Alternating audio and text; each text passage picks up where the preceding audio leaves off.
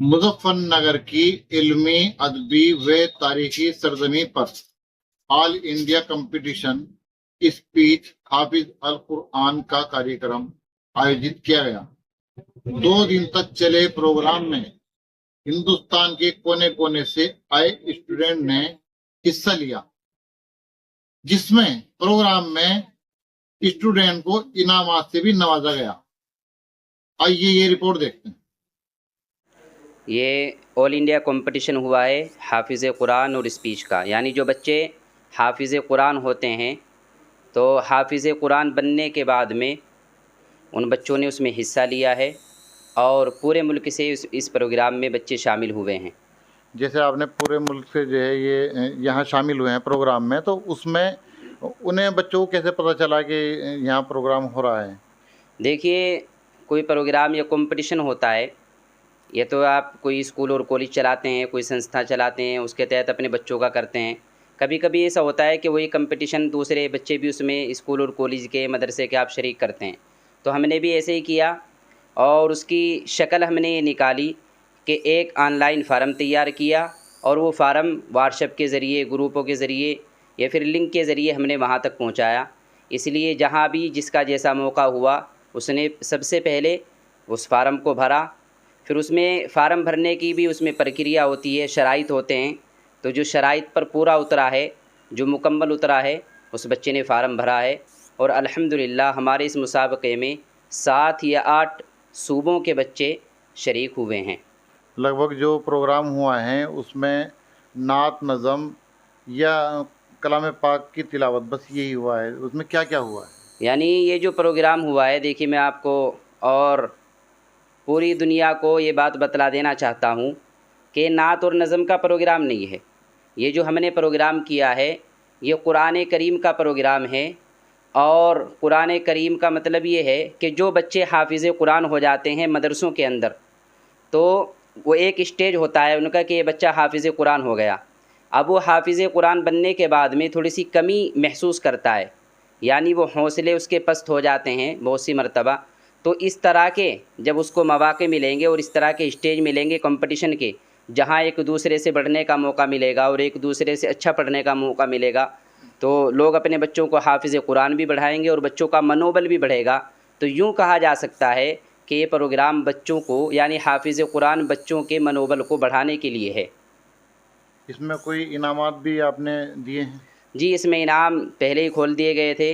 जो first division यानी सबसे पहली पोजीशन लाएगा हाफिज़ कुरान बच्चा, तो उसको 31,000 रुपये। इसी तरह उसके टीचर जो होंगे यानी उस्ताद मोहतरम, उसको 11,000 रुपये। सेकंड जो आएगा यानी दोम पोजीशन, तो उसको 21,000 रुपये और उसके उस्ताद मोहतरम को 11,000 रुपये। इसी तरह से थर्ड जो आएगा उसको 11,000 रुपये और उस्ताद मोहतरम को 5,000 रुपये दिए गए हैं।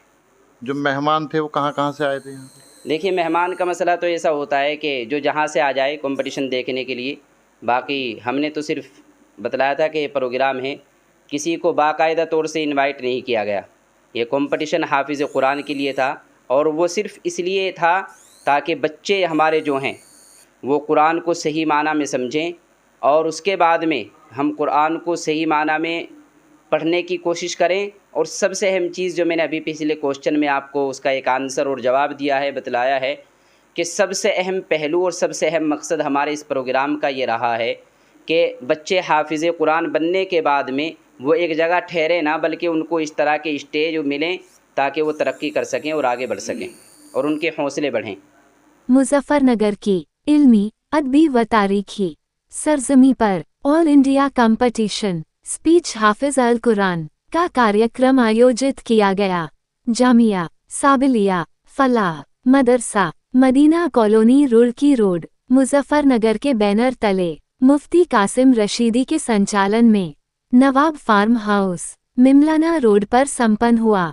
2 दिन तक चले प्रोग्राम में ऑनलाइन रजिस्ट्रेशन के जरिए हिंदुस्तान के कोने कोने से आए स्टूडेंट्स ने हिस्सा लिया। काबिलियत के आधार पर स्टूडेंट्स को इनामात भी दिए गए। प्रोग्राम को कामयाब करने के लिए जामिया साबिलिया फलाह के संस्थापक व प्रबंधक मुफ्ती मोहम्मद कासिम रशीदी के अलावा हाजी हाफिज मोहम्मद इमरान मलिक, मौलाना मोहम्मद मारूफ, मौलाना मोहम्मद सुहेल, मुफ्ती मोहम्मद शादान, मौलाना मोहम्मद मारूफ, मौलाना मोहम्मद अब्दुल्ला शराफत, मौलाना मोहम्मद शफदर, कारी मोहम्मद शाहवेज, कारी मोहम्मद असलम, कारी मोहम्मद साजिद, कारी मोहम्मद मुजाहिद, कारी मोहम्मद अब्दुल मजीद, कारी मोहम्मद सरफराज, चौधरी इकराम मलिक की अहम भूमिका रही। आप देख रहे हैं जनता की आवाज़ शहजाद सिद्दीकी के साथ। वीडियो अच्छी लगे तो लाइक करें, कमेंट करें, शेयर करें और हमारे चैनल को सब्सक्राइब करें। तुझको आगे बढ़ना है, नफ्स अदू से लड़ना है, मंजिल मिल जाएगी तुझे पर हर दम यही पड़ा है। ला इलाहा इल्लल्लाह, ला इलाहा इल्लल्लाह, ला